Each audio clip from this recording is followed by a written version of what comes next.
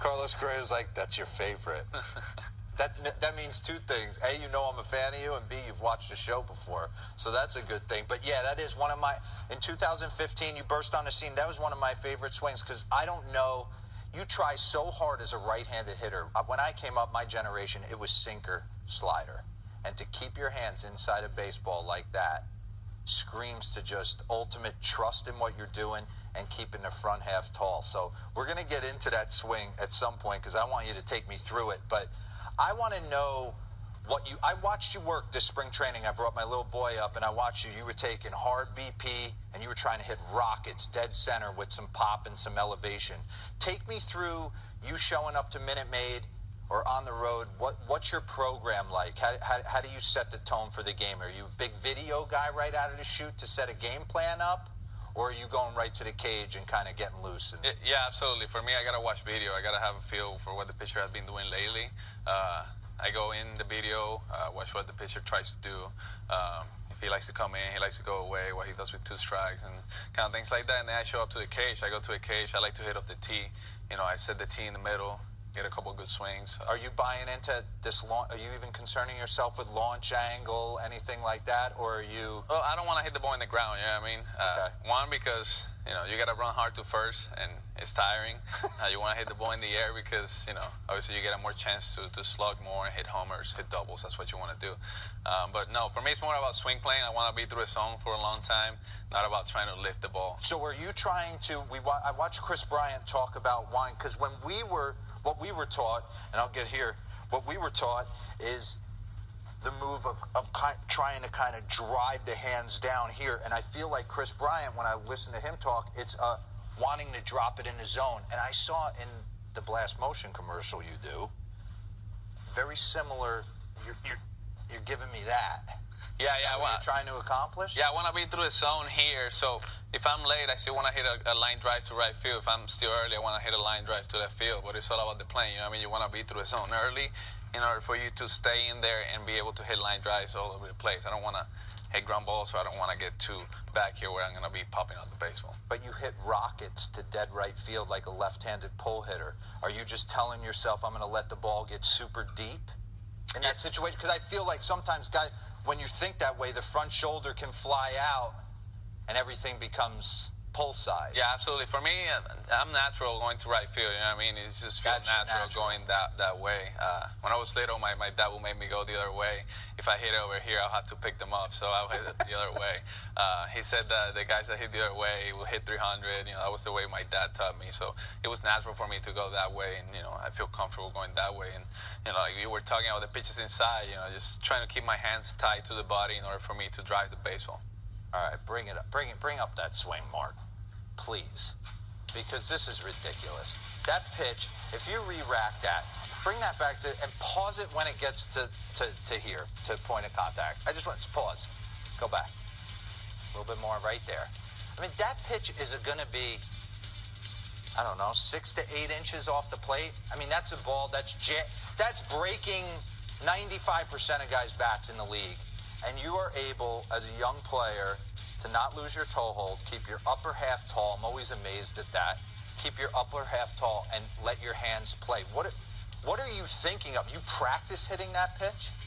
Yeah, absolutely. I like to work on the tee inside and, you know. Uncomfortably inside. Yeah, a little bit. I want my hands to go first on those balls inside, and then my hips will follow, you know what I mean? But for the ball outside, I want my hips to follow, so then my hands can follow, and I have a drive to right field. You know what I mean? I can let my hands go and hit a homer to right field. I got to use my lower body in order for me to drive the ball to right field. But when it's inside, you want to catch it out front. You want to be able to hit it in the air. First. Yeah, I like to start my hands first when it's inside. All right, roll it.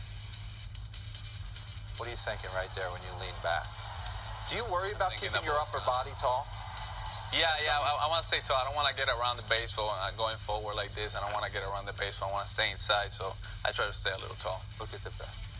Are you saying I'm here to stay and people are going to get super quick? This is a joke. Yeah, that's for a young player to come up and do that, I mean, that's special. I mean, that's 1-1 overall right there. Okay. 1-2, pause this. So Severino, we chronicled him.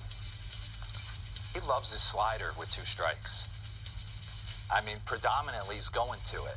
He throws you a heater away right here, and you're able to flip it out to right field at Minute Maid in the ALCS. Are you just, was this emergency hack on a heater away? Were you sitting something else? Well, when you're facing a guy like Severino throwing 100, you got to be ready for the fastball all the time. So I was ready for the fastball. I was trying to see it deep in order for, if he throws a slider, I don't want to chase it. So I was trying to see it as deep as possible, and it was away. I was able to drive it. This is amazing. This ball's off the plate, too. 99 up. Did you know it was gone? I wasn't sure. The kid helped me, so I made sure I signed a bat for him. You signed a bat for him? Yeah, I signed a bat for him. I think it was a bat or a ball or something. I signed something for him. I was like, thank you. What was it like playing in the World Series last year, postseason? Man, it was crazy. It was crazy. It was so much fun. We tried to have as much fun as possible. I remember the meeting before we started. Beltran took over, and he's like, guys, just have fun. You guys are young. Have the swagger out there. Have fun. Just everything you do, just enjoy it. And, that's what we did. We tried to enjoy every single moment. We had a lot of fun, man. It was 7 games. Almost had like 5 heart attacks during Game 5. Game 5 was Game 7, man, but at the end of the day, it was so much fun. You're definitely enjoying it because we're going to roll 2 of your ABs in the postseason. This one right here, 0-1 against Josh Fields. If we can roll this. I mean, 4-3 Houston. He tries to throw you a curveball, and you absolutely destroy this thing. And not only destroy it, you talk about wanting a moment. What I love about this is, the controversy of a bat flip, when to do it, when not to do it. When you're playing in the World Series and you have a moment like this, you have to turn to your boys and let them know. I mean, you never know if you're going to be in a World Series ever again. So for me, you can enjoy those type of moments. Regular season, you hit a homer, you just run on the bases, celebrate with your teammates and stuff. But you never know if you're going to be able to win another championship. So, we embrace that moment. How about this at bat? 1-0, you all over a fastball from Brandon Morrow right here? Yeah, at that point, it's Game 5. They've been throwing me up and in a lot. So I figured 1-0 that he would try to come up and in, and I was ready to hit it. I remember being in Minute Maid Park, Game 5. I mean, being in the trailer, and then look at how fired up you are. And then Gurriel goes deep. I'm like, I got to go in. I'm missing history. I mean, when that game was over, what were you guys thinking on the flight out to L.A.? Oh, we thought we have a chance to win this thing. We got to go out there and try to take Game 6. But let me tell you a story. I remember Game 5. We were losing 4-0. Clayton Kershaw's on the mound. Yeah. Our starting pitcher is out, and then we get on the mound when the reliever is warming up, and we're like, guys, let's just grind, Kershaw's pitching, but we have a great team as well, let's try to grind it out, see what happens. And then Altuve is like, hey, I think we can take this game. And then Bregman is always positive. He's like, we're gonna win this game. Let's go. And I'm like, okay, Kershaw's on the mound. We gotta put great at bats together. And then we tie the game. And then we're like, we told you. And then they go ahead 3 runs, and we're like, oh my gosh. And then Altuve hits the homer, and we're like, okay, we're back on track.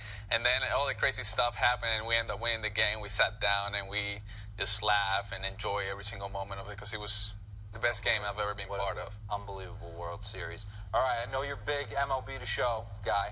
Love MLB The Show. You get a chance to, let's dive into some of your teammates at bat. If you could be one of your teammates for a game, who would you be? Would it be Springer? Would it be Alex Bregman? If I could be one of my teammates for a game, I would be Jose Altuve. Would you really? Oh, yeah. That means getting 3 hits per day. I don't think people realize how good Yuli Gurriel is. Oh, Yuli's unbelievable. He's a great hitter. He's played more games than any one of us in that clubhouse. And, he's a great teammate as well. He works every single day to try to get better. And his English is getting so much better, too. So, everybody loves him in our clubhouse. What do you think about B-Mac's stance? Oh, my gosh. Pretty generic. Yeah, he's awesome, man. One of the best teammates I've been around.